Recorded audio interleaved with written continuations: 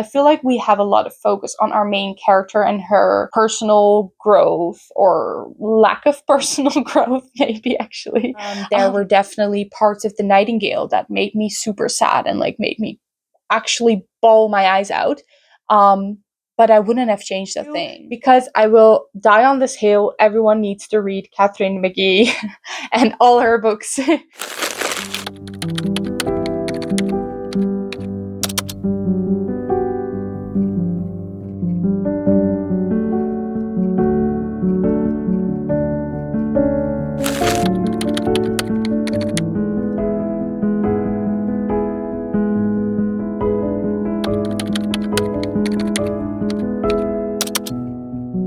Hello, fellow book lovers. Welcome back to my YouTube channel. If you're new here, my name is Eline, and I want to thank you so much for clicking on my channel. Today, we're gonna do a part 2 to the answering bookish questions. This was a video I did as my very first video on this YouTube channel. I thought it was quite fun to film that video, and also I feel like it is just a good way to kind of show you and tell you a little bit about myself without it being like a PowerPoint presentation and just me babbling. So yeah, that is basically what we're gonna do. If you saw my other video, you know the concept. If not, I'll go through it real quick. I have this jar that I filled with approximately 30 questions, and in my part 1 of answering bookish questions, I did answer 10 questions out of this jar, so we have about 20 of them left, and I'm gonna basically just pick out 10 more and answer 10 bookish questions for you today. So that is what we're gonna be doing. One very exciting thing, I don't know if you could tell, if you watch any of my other videos, you might be able to see a little change in the background. I did decorate my shelves to be a bit more wintry, Christmassy, and I'm super excited about this. Literally every time I look at my shelves, it just fills me with joy, and it makes me so happy. I hope it doesn't ruin the lighting of the video too much. I did have to make some changes and put like a lamp in the corner to make it somewhat nice. I hope it is okay like this. Also, I do think that has to do a bit with winter, and I think the light in my apartment. I think the natural light in my apartment is also just not very suited for filming videos at all. I've also got a little cute elephant cup. It's so cute. I love it so much. This is actually, I think, more fun for me than it was the first time, because when I first filmed this video, I had just made this jar, and now it's been over a month, so I actually kind of forgot what questions are in here. So it's going to be a surprise for me too. I need to shake it, I think.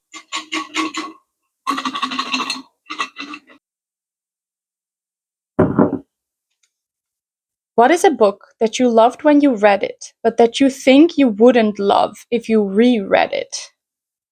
Ooh, okay. I need to think on this. I think it's definitely gonna be a YA, probably, because that's kind of more the genre that I feel like I've outgrown. Or it might be a romance. I feel like it might be more fun if I can pick a romance for this prompt. I feel like it could be more fun if I pick something that isn't a young adult for this prompt, because I feel like it's kind of obvious that I have outgrown the genre. It's meant for an age range that doesn't include me anymore. So obviously, I wouldn't enjoy the book if I read it for the first time today, since it is not made for me. So I'm gonna try to see if I can find a book that fits this prompt and is not a young adult, but if I can't, then I will have to go with a young adult book. Yeah, actually, I thought it was quite hard to find a book for this prompt that was not a young adult, so I do think I will have to go with a young adult. I think I'll go with this one. This is Dash and Lily's Book of Dares. Actually, if you do love young adult books and you're looking for a good Christmas read, then I would definitely recommend this. This is, I feel like, a very good time in the year to be talking about this book. This is basically a young adult dual POV and it's about Dash and Lily, and Lily loves Christmas, and Dash doesn't like Christmas at all, I'm pretty sure. They meet through some strange scavenger hunt kind of situation. So basically, she literally put a notebook in a bookstore and then said something along the lines of like, if you're a boy around my age, like, please answer this question and then leave this book in this location. And then she goes to check, and then actually someone did pick it up and did put it in that location. So that's how they meet, and they pass this notebook back and forth in that same matter. And it was a really fun book, and I think I've read it even twice, and I loved it both times, but I do feel like I've just outgrown it. And it is very, very young adults. So I don't think I would still love this now. I think I would find parts of it quite cringe, but that's okay. I loved it at the time. So I will answer Dash and Lily's Book of Theirs for this question. Okay, very different question. This is, what is your favorite drink or snack to accompany your reading? So, I do love a good cup of just black coffee, to be completely honest. There is just something about reading early in the morning while still a bit sleepy and then clutching a warm cup of coffee. I like my coffee black and bitter. But I think it's something I do less often, but it's something I do like more. I will have to go with a hot chocolate because that's just nicer, and it's sweet and warm and perfect. I will go with that. I think that would be the perfect drink in winter. In summer it might be a different story. But I'll just stick with this.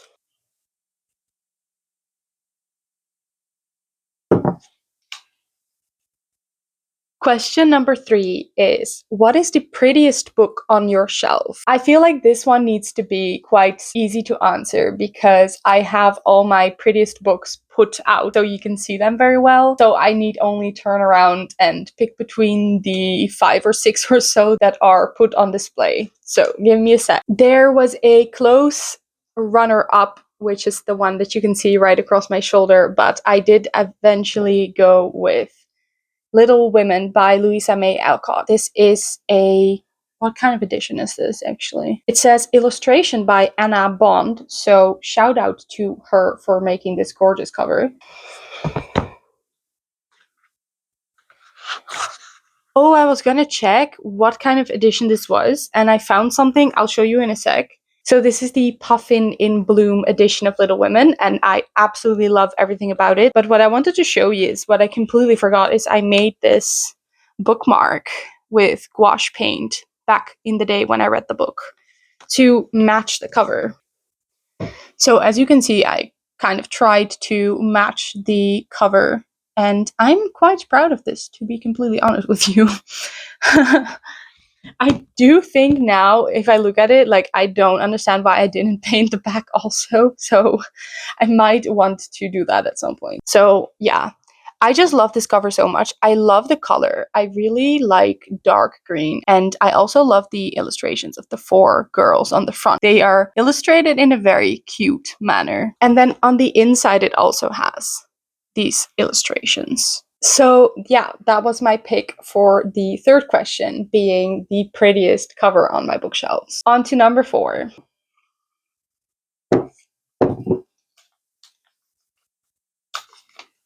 What is your favorite book trope? Okay, immediately 2 come to mind, being enemies to lovers, which is amazing in a fantasy book, I think, and second chance, which is my favorite romance trope. And I feel like it is so hard to pick between these 2 because they just fit different genres. And I don't think I would like an enemies to lovers at all in a romance book. And then a second chance in a fantasy book is something I've never seen before, and I feel like that's just not a thing. Maybe if any authors or aspiring authors are listening to this, this might be, a hole in the market. I will read it. Oh, it's so difficult to pick. I feel like both of them can be absolute favorites of mine. Like, I love enemies to lovers in Fourth Wing, for example. And then I love A Second Chance in Love and Other Words by Christina Lauren. I think I'm gonna have to go with Second Chance because overall it fits my preference for books a little bit more. Definitely in a romance plot, in any romance plot, whether it's a romance book or a fantasy book with a subplot of romance or like a romantasy. My favorite part is always emotional depth. And I feel like that is the thing I love so much about a second chance romance is that it always comes with history and problems, and not problems in some kind of third act breakup and then they fix it immediately, but like an actual big problem. And it can be done, of course, in a way that it's not realistic or it's too big of a problem or too little of a problem. But overall, I think it often adds the emotional depth that I'm looking for. Time for question number 5. Who is your favorite side character? Okay, there are just so many options because obviously there are always more side characters than there are main characters, so automatically this means there are so many characters to choose from. I feel like I'm gonna go think and like go through some options in my head. I'll report back to you. Okay, yeah, I made my decision. I am gonna go with Beck, I think he's called. He's like what's his title again? I think they call him Herr Beck most of the time.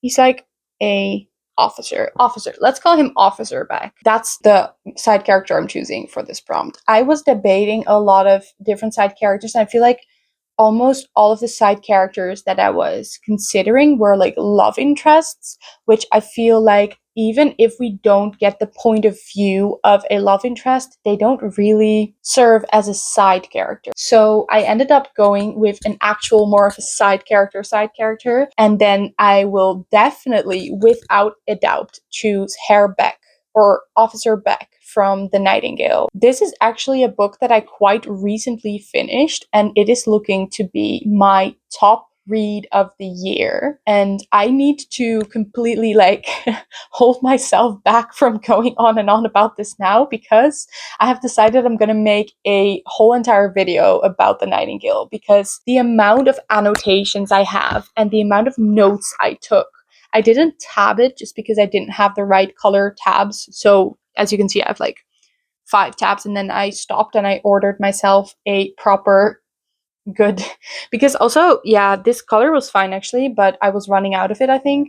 So either way, I ordered new tabs for the Nightingale specifically. Anyway, I'm sidetracking. I annotated a lot in this book, and I have so much to say about it, and I'm gonna keep most of everything I have to say about it for another video because I feel like, first of all, I feel like I just have so much to say and I don't want half of this video to be about the Nightingale. And second of all, I feel like I really just want to do it justice, and I didn't prep for this at all. I need to properly phrase my thoughts and like want to talk about it in a more prepared manner. But I will talk obviously about the part that is actually the answer to the question, which is Officer Beck and why he is my favorite side character. So he is actually a German soldier, and quite early on in the book, he appears as a side character when he is made to stay in Vian's house. So basically, he is a German soldier. He's fighting for the Nazis. Vian is French, and her village is actually in the part of France that is occupied. That's the word, right?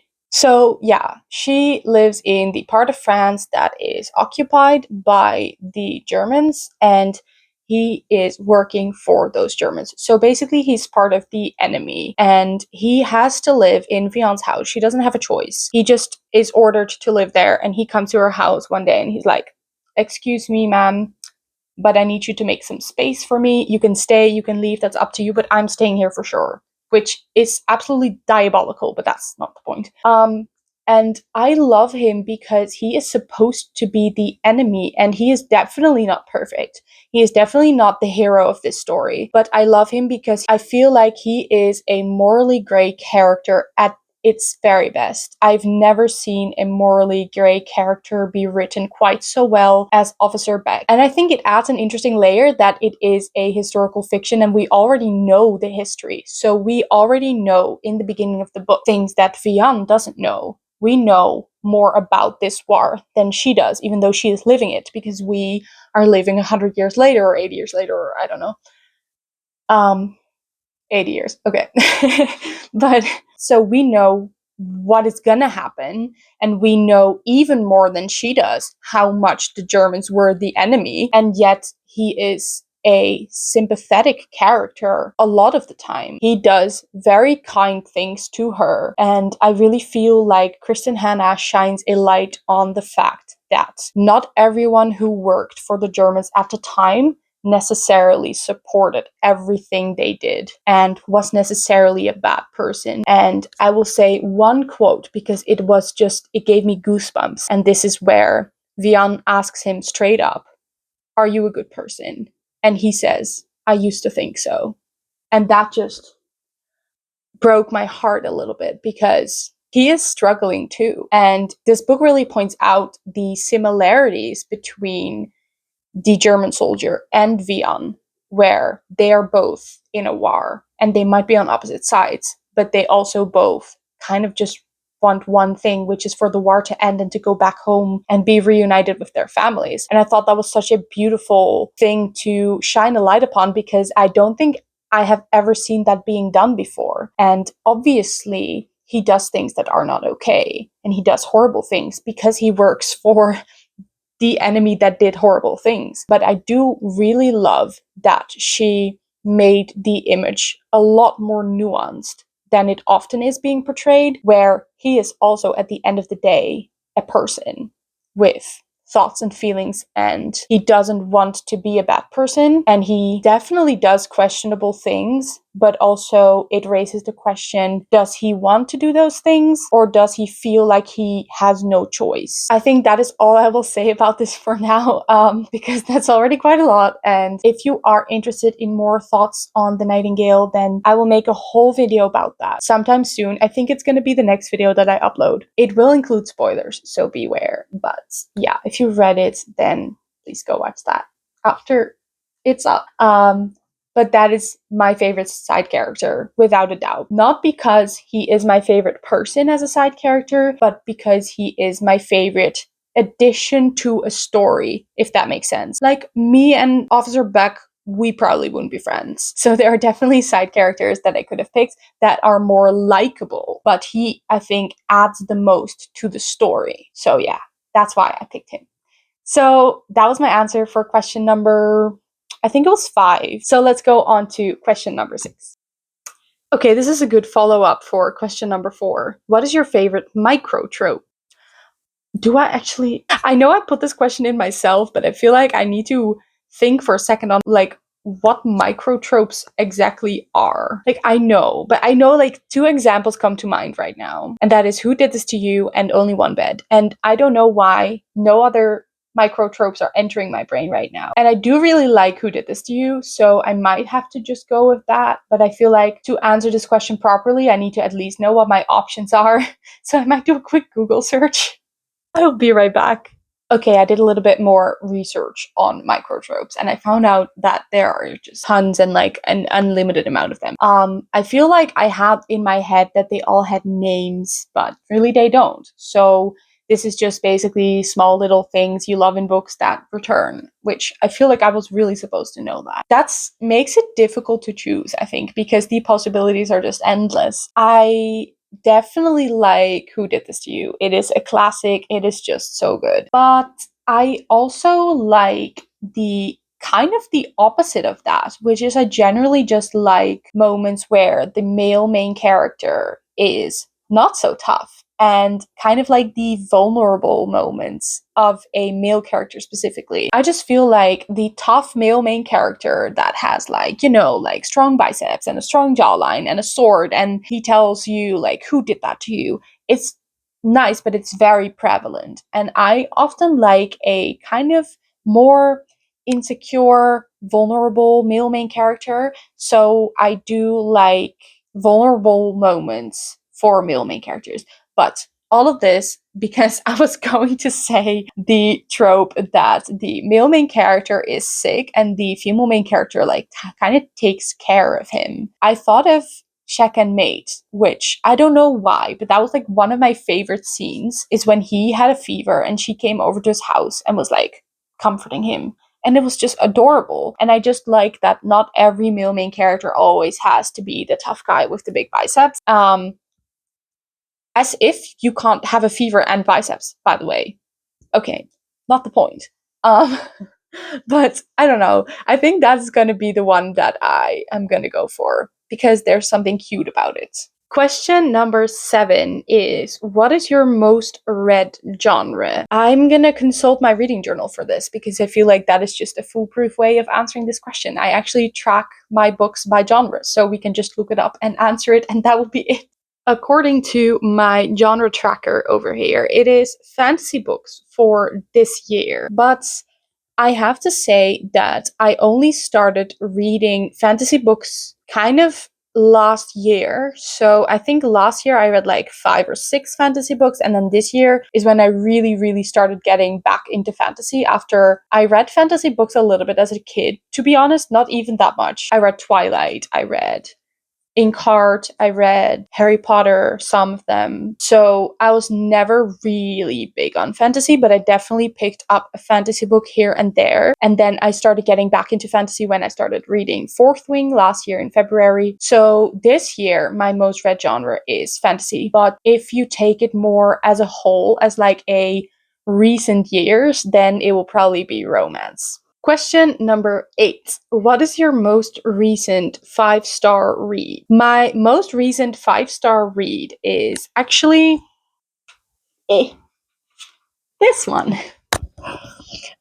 This was a reread, so I don't know if that counts, but also I make the rules, so I guess it does. This is A Queen's Game by Catherine McGee, and I recently reread it because I wanted to read the sequel, which is A Queen's Match, and that is the final part in the series because it is a duology. And basically, I decided to do a reread because, well, first of all, I wanted to annotate it, and second of all, I wanted to refresh my memory before going into book 2, and I ended up rating this one 5 stars, just like I did the first time, and I think I rated A Queen's Match like a 4.75 or a 4.5. I don't recall. I don't know why. Like, I just feel like it was almost perfect, but there was just not that same feeling I got when I read this book. So yeah, A Queen's Game is my most recent 5-star read. Absolutely loved this book. It is very much drama filled, like every book by Catherine McGee, which I absolutely just devour and love and eat up. So this is the story of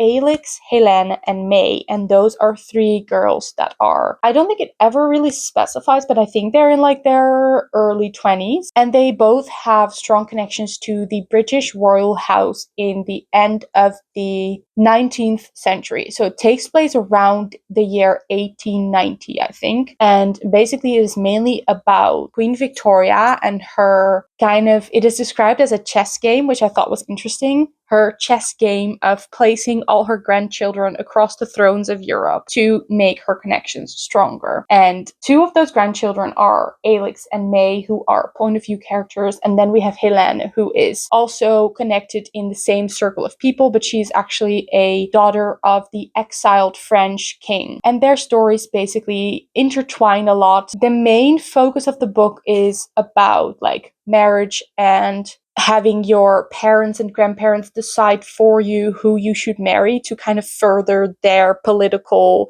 agenda and what these young women think of that. And it is a lot focused on the contradiction between what your parents want you to do marriage wise and what you want to do. And like a lot of these girls, if not all actually, have like love affairs and like fall in love with someone that their parents don't approve of. So it's a lot about that, about betrayal and also friendship, but a lot about love and like secret affairs, kind of love, forbidden love, all of those themes. It has a heavy focus on the struggles that these young women have where they feel like they aren't really allowed to speak frankly. So basically, they often have very high expectations put on them by society for how they need to sit up straight and how they need to speak and which words to use and which topics to discuss and specifically which topics never to discuss. And all of them struggle with this and struggle between being like a proper young lady versus being honest and being yourself. So that's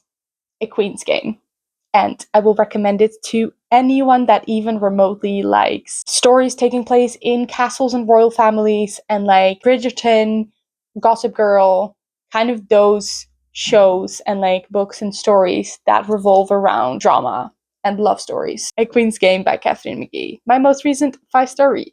Question number 9 is, what is a genre you rarely read but would like to read more of? I'm in between sci-fi, non-fiction, and mystery thriller. I think I'm going to go with mystery thriller. I hardly read this. Absolutely have hardly touched any book that is a mystery thriller in recent years. But earlier this year, I think 1 or 2 months back, I DNF Ward D by Frida McFadden. And I still want to try mystery thriller, but it was not a great comeback for me into that genre. I used to read it a little bit when I was younger. When I was about 14, 15, I did read mystery thriller books and I did like them. So I want to at least try to pick up a few of them to see if I still do. I just don't know what titles to pick up. So actually, if you have any suggestions, your favorite mystery thrillers, please put them in the comments. I am down to try just about anything except Warty by Frida McFadden because I DNF'd it for a reason. And actually, I have to admit, I'm a little bit hesitant to jump into another Frida McFadden because of this. So maybe not that.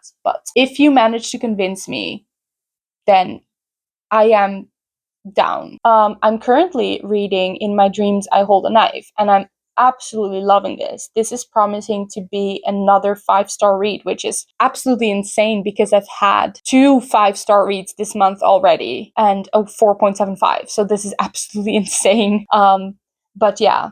And I think this is a mystery thriller, although it has some elements that feel a bit literary fiction as well. I feel like we have a lot of focus on our main character and her personal growth, or lack of personal growth, maybe actually. But her character, where she is like very perfectionistic and very much focused on winning and is very sick of being second best, but definitely a big mystery element to it. So I actually think this is a mystery thriller. So yeah, that's promising good things for me and the mystery thriller genre actually, because I'm loving this. And I'm not just loving the character study element, I'm also loving the mystery element a lot. And I am very curious to find out what happened. I have a theory, but then I had another theory. So I just have like 4 different theories right now of what could have happened. So that is very interesting. So the answer to the question is going to be mystery thriller. The 10th and final question I'm going to answer today, let's open it up. Which book do you wish had a different ending? Oh, okay. This is interesting because I feel like an obvious choice here would be a sad book and then give it a happy ending. But as much as I can love characters, I don't mind a sad ending. I think a sad ending can be really, really impactful, and I don't think I would change it. Like, for example, there were definitely parts of The Nightingale that made me super sad and like made me actually bawl my eyes out.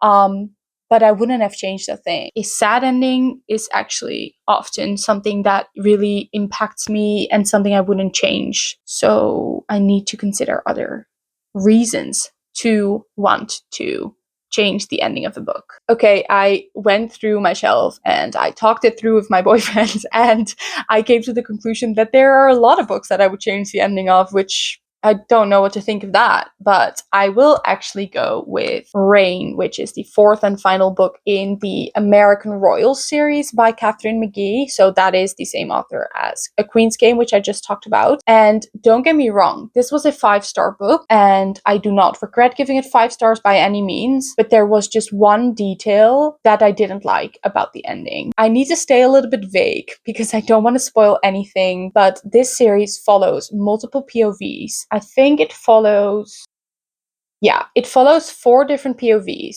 and one of those POVs had a very great character arc. She started out as my least favorite character, and she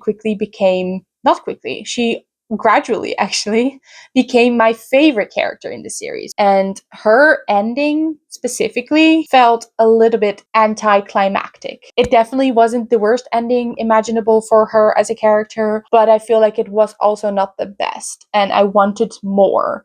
So that is what I'm gonna say, because it's not a big, massive plot thing that I hated or something like that. This book was a 5-star, and all the other endings actually I like, but just specifically this character's storyline ended a little bit meh for me. That is all I can say about it, unfortunately. Otherwise, I would have to spoil half of the plot for you and the ending, which obviously I don't want to do because I will die on this hill. Everyone needs to read Catherine McGee and all her books.